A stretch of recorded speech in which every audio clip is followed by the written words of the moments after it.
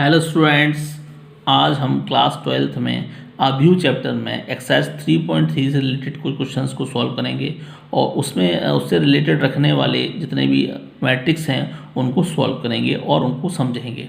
ठीक है, तो 3.3 एक्सरसाइज से रिलेटेड कुछ चीज़ें हैं वो आप जान लीजिएगा, जिससे आप उस एक्सरसाइज को सॉल्व करने में आपको प्रॉब्लम ना हो।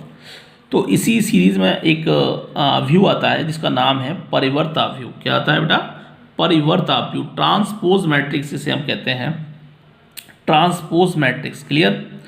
तो ये परिवर्ता व्यू होता क्या है? जैसे एक हमने कोई ए मैट्रिक्स लिया, ए व्यू ले लिया और आपसे कह दिया जाए कि इसका ए डैश यहाँ पे डैश है, ये ए डैश निकालिए, तो this is the transpose of this is the transpose of this. ये है ए डैश जो है ए अव्यू का परिवर्त अव्यू कहलाएगा।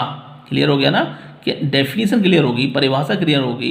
अगर हम ए का ए डैश निकालते हैं तो ए डैश का मीन्स क्या समझ आइए कि यह इसका परिवर्ता व्यू है। क्लियर?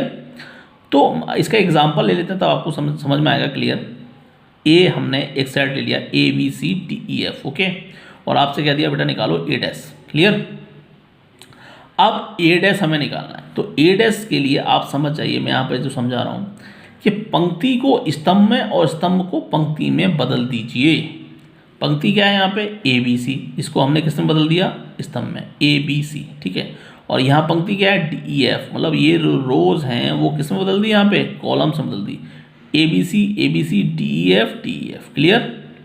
तो आप क्या देख रहे हैं कि ये जो है हमने दोनों ही रोज दो थी वो कॉलम में बदल दी, और यहाँ जो कॉलम थे वो रोज में यहाँ पे है ना। पंक्ति को स्तंभ में, स्तंभ को पंक्ति में अगर हम बदलते हैं तो हमें क्या मिल जाता है? परिवर्त अव्यू।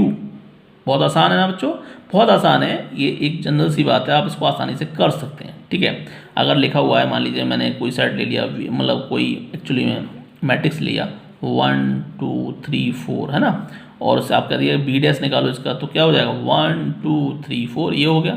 ये रोज जो थी वो कॉलम्स में यहाँ चेंज हो गई। बस क्लियर हो गया? तो यही परिवर्त अव्यू है। ओके, अब एक और क्वेश्चन लेता हूँ मैं आपको, तब समझ में आ पाएगा, हर चीज़ को क्लियर कर पाऊंगा मैंने एक ए मैट्रिक्स लिया -1 2 3 5 7 9 -2 1 and 1 -4 1 and -5 1 2 0 1 3 1, ये दो ले लिए A and B. Clear? Verify that, मतलब इसे प्रूव करना है ए प्लस बी। अगर हम ए को प्लस बी में ऐड कर दें और फिर उसका क्या निकालें? परिवर्त अव्यू। या ये तो ये इसके इक्वल क्या प्रूव करना है कि ए का परिवर्त अव्यू, ये जो दिया है इसका परिवर्त अव्यू प्लस बी का परिवर्त, उन दोनों को ऐड कर दें। ऐड करने के बाद दोनों पक्ष जो हैं कैसे आना चाहिए? इक्वल आना चाहिए। कैसे आना चाहिए? इक्वल आना चाहिए, बराबर में आना चाहिए। क्लियर? तो हम कैसे प्रूव करते हैं जरा देखिए। पहले ए से ए डैश निकाल लेते हैं, जो यहाँ रोज थे वो यहाँ कॉलम बन गए। देखिए यार, -1 2 3 -1 2 3 5 7 9 5 7 9 -2 1 1 -2 1 1। देखिए जो रोज थी वो क्या बन गई? कॉलम। ऐसे बी को उठा के देख लीजिए, ये बी है आपका -4 1 1, जो -4 1 -5 जो था वो क्या बन गया? आपका रोज से कॉलम बन गया, यहाँ रोज से कॉलम बन गया, यहाँ रोज से कॉलम बन गया। ठीक है, ये ए डैश और बी डैश हम निकालिए क्योंकि इन दोनों की आवश्यकता पड़ेगी। देखिएगा जरा आगे। अब देखिए ए प्लस बी, मतलब ए जो दिया हुआ था, जो हमको क्वेश्चन में दिया हुआ, उनको हमने ऐड किया। ए प्लस बी एडिशन आपको आता है। -1 -4 कितना हो गया? -5, 2 and 1 कितना हो गया? 3। इस तरह हम इसको पूरा कंप्लीटली ऐड कर लिया, जो ए प्लस बी हमको ये मिल गया। ठीक है, अब जो ए प्लस बी जो मैट्रिक्स है इसका हमें परिवर्त अव्यू चाहिए। कैसा अव्यू चाहिए? परिवर्त अव्यू पूरा कंप्लीटली, ए पे नहीं है, बी पे नहीं है, कंप्लीटली ए प्लस बी का डैश है। तो -5 6 -1, वही जो हम करते आए हैं, इस रो को हमने कॉलम में चेंज कर दिया, इस रो को हमने इस कॉलम में चेंज कर दिया, इस रो को हमने इस कॉलम में चेंज कर दिया, तो ए प्लस बी का डैश क्लियर हो गया। ओके, अब हम क्या करें? ए प्लस बी हो गया क्लियर, ए प्लस बी का डैश मतलब परिवर्त अव्यू आ गया, मतलब यहाँ पे हमने ये नोट डाउन कर लिया। अब एक तरफ मतलब LHS क्लियर हो गया, LHS आ गया, LHS हमने क्लियर कर लिया। ओके, ए डैश प्लस उसको यहाँ पर हमने नोट डाउन करके अलग से रख लिया। अब जो हमारा RHS था उसको उठाया, ए डैश प्लस बी डैश, ए डैश प्लस बी डैश -1 5 -2 2 7 1 3 9 1, ये हमको पीछे से नोट डाउन करना है। पीछे हमने आपको बताया हुआ था ए डैश क्या है और बी डैश क्या है, दोनों को हमने यहाँ प्लस कर लिया, प्लस करके हमने यहाँ ऐड कर दिया। क्लियर? ये एडिशन हो गया। -1 -4 -5 5 1 6 -2 1 -1 2 और 1 3, 7 और 2 9, 1 and 3 4, 3 and -5 -2, 9 और 0 9, 1 और 1 2। क्लियर, ए डैश बी। तो आप देख रहे हैं कि ये देखिए सेम, ये दोनों सेम हैं, देखिए आप। क्लियर, -1 6 1 दोनों सेम आ गए। मतलब हम कह सकते हैं कि ए प्लस बी का जो ट्रांसपोज था, जो परिवर्ताव्युह था, और ए का जो परिवर्ताव्युह था, बी का जो परिवर्ताव्युह था, उन दोनों को हमने प्लस करके इक्वल प्रूव कर दिया। तो ये परिवर्ताव्युह निकाल के इस तरह के क्वेश्चन, तो कैसे हमें सॉल्व करना है ये ध्यान रखना पड़ेगा आपको। ठीक है, देखिए जरा एक और हम नेक्स्ट ले लेते हैं। Cos alpha sine alpha minus sine alpha cos alpha, है ना। सिद्ध करना है ए डैश ए इक्वल टू आई। क्या प्रूव करना है? Cos alpha sine alpha minus sine alpha cos alpha हमने ले लिया, और ऐसा हमें सिद्ध करना है ए डैश ए इक्वल टू आई। तो हम कैसे प्रूव करेंगे? देखिए जरा, ए डैश हमने निकाल लिया, वही हमने जो रो था उसे कॉलम में चेंज कर दिया, और जो कॉलम था उसे रो में चेंज कर लिया। मतलब वही जो सेम हम करते आते हैं वही कर लिया हमने यहाँ पे। Cos alpha minus alpha sine alpha cos alpha इस तरह आ गया। एक बायां पक्ष हमने ए डैश इक्वल टू ए, ये हमारा बायां पक्ष है, हमने ले लिया। ए डैश ये लिखा हुआ है, लिख लिया।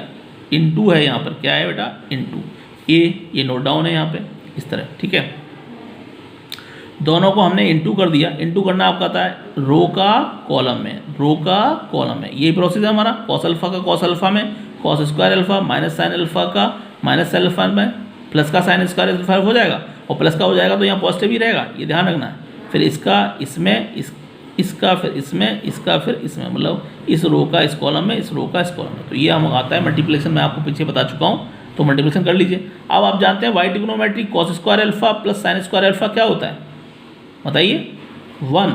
और ये देखिए यहाँ पे ये कैंसिल हो रहे हैं, तो क्या हो गया? 0। यहाँ पर ये कैंसिल हो रहे हैं, ये प्लस नहीं है माइनस है, ये कैंसिल हो रहे हैं तो 0। Sign square alpha plus cos square alpha क्या होता है? 1। ठीक, ये आ गया एक मैट्रिक्स 1 0 0 1। तो आप जानते हैं इस तरह मैट्रिक्स, जो मैंने टाइप्स ऑफ मैट्रिक्स आपको पढ़ाए थे, तो इस तरह का मैट्रिक्स क्या मैट्रिक्स कहलाता है? आइडेंटिटी मैट्रिक्स, जिसे हम किसे नोट करते हैं? आई से, तत्समय का व्यू। ओके, 1 0 0 1 क्या कहलाता है? Identity matrix. क्लियर, तो ये आई आ गया। तो हमने यहाँ प्रूव कर दिया, क्या प्रूव कर दिया?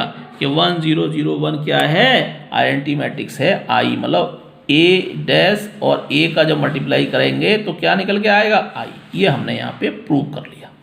क्लियर हो गया होगा स्टूडेंट? बहुत आसान है, बस चीज़ों को समझना है और सॉल्व करना है। क्लियर, अगर हम एक एक करके पॉज करते हैं वीडियो और फिर उसको नोट करते हैं, नोट करके बहुत सारे क्वेश्चंस हैं आप निकालना चाहें, आपके पास समय की कमी है, समय बहुत सारा है इस टाइम, लेकिन अगर आप करेंगे तो ये समय भी कम पड़ जाएगा। इसलिए आप इस जो लॉकडाउन की परिस्थिति है इसका यूज़ करिए, क्योंकि ये जो समय मिला हुआ है आपके लिए, ये पढ़ाई के लिए अनमोल है, तो इसका सदुपयोग करें। अन्यथा अगर ये समय भी निकल गया तो आपको दिक्कत होगी, क्योंकि हमें भी आपके कोर्स को लेकर थोड़ा सजग रहना है, क्योंकि बोर्ड एग्ज़ाम्स तो उसी टाइम में होंगे। इसलिए हमारी सब चीज़ें जो भी हैं वो सही समय से समाप्त हो जाएं, ये हमारा प्रयास है और आपका भी होना चाहिए। ठीक है, आपके सहयोग से ही संभव हो पाएगा। सममित आव्यूह, अब एक यहाँ पर एक नई चीज़ आती है, सममित आव्यूह। सर सममित आव्यूह क्या है? बड़ा जी, अब तक नहीं पढ़ा, तो सममित आव्यूह आज है आपके लिए। तो ये है क्या? देखिए रहा, एक ए मैट्रिक्स ले लिया हमने और उसका हमने ए डैश निकाला, यानी परिवर्ताव्यूह निकाल लिया, रो को कॉलम में चेंज कर दिया, सभी रोज को कॉलम में चेंज कर दिया। ठीक है, तो आप देख रहे हैं कि रोज को कॉलम में चेंज कर दिया। 1 - 1 5, 1 - 1 5, 1 - 1 2 1, -1 2 1, 5 1 3, 5 1 3, देख रहे हो ना? कर दिया।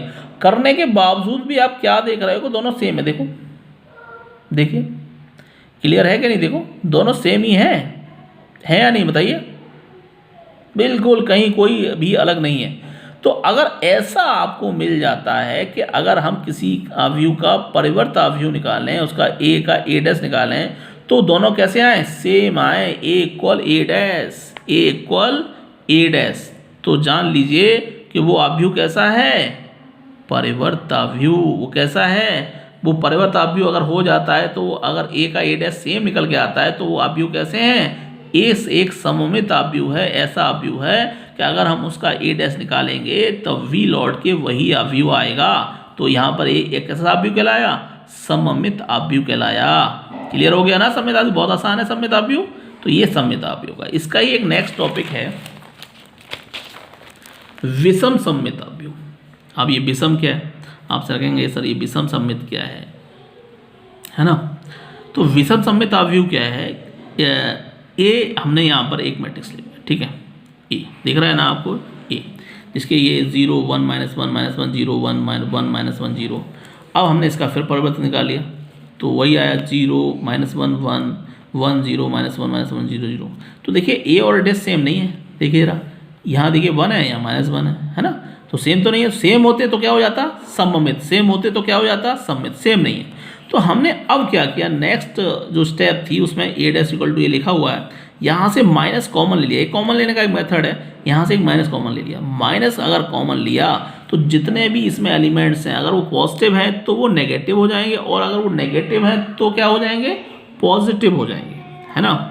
तो ज़रा देखिए 0 तो पॉजिटिव नेगेटिव का उसका कोई फर्क नहीं उड़ता। -1 क्या हो गया +1 हो गया -1 +1 हो गया -1, और 0 तो 0 ही रहा, -1 हो गया +1 -1 +1 1 जो प्लस का था वो माइनस का हो गया, और जो 0 था वो 0 रहा। तो इतना करने के बाद आप देख रहे हैं कि जब माइनस कॉमन ले लिया तब ये दोनों सेम हो गए। देखो 0 1 -1 0 1 -1 -1 0 1 -1 0 1 1 -1 0 1 -1 0, तब ये सेम हो। पहले सेम नहीं हुए, परिवर्त करने के बाद ये सेम नहीं हुए, लेकिन जब हमने परिवर्त में से माइनस कॉमन ले लिया उसके बाद ये कैसे हो गए, सेम हो गए ना सेम। तो ये जो सेम हो गए तो हमने देखा ये क्या है, यही तो है, तो हमने लिखा ए डैश इक्वल माइनस, ये वाला माइनस है और इसे क्या लिख दिया ए, क्योंकि ये ए है ही। यदि ये पोजीशन आपको मिल जाती है तो ए क्या कहलाता है, एक विषम सममित अवयव कहलाता है। अगर इस तरह की पोजीशन आपको मिल जाती है तब ये ऐसा संभव हो सकता है। और अगर ए डैश इक्वल टू है तो सममित है, और ए डैश इक्वल टू माइनस ए इस तरह मिलता है तो ये विषम सममित है। तो आपको डिफरेंस क्लियर होना चाहिए कि विषम सममित क्या है और सममित क्या है। अगर ये डिफरेंस क्लियर नहीं हुआ तो यहाँ प्रॉब्लम हो सकती है, तो आप समझने में प्रॉब्लम कर सकते हैं। तो ये जो मैंने आज आपको टॉपिक्स बताए थे कि परिवर्त अवयव क्या है, परिवर्त अवयव के कुछ एग्जांपल्स, कुछ क्वेश्चंस दिए, ये रिलेटेड टू द एक्सरसाइज, आपके एक्सरसाइज से रिलेटेड हैं। और उसके बाद सममित अवयव क्या है, विषम सममित अवयव क्या है, उसके सारे कुछ एग्जांपल्स दिए आपको। तो इससे आपका जो एक्सरसाइज है वो काफ़ी फिनिश हो जाता है। फिर भी कुछ चीज़ें आपको अगर नहीं आती है तो आप पूछ सकते हैं, बाकी चीज़ें मैं नेक्स्ट टॉपिक में डिस्कस करूँगा। तब तक के लिए हैव अ नाइस डे।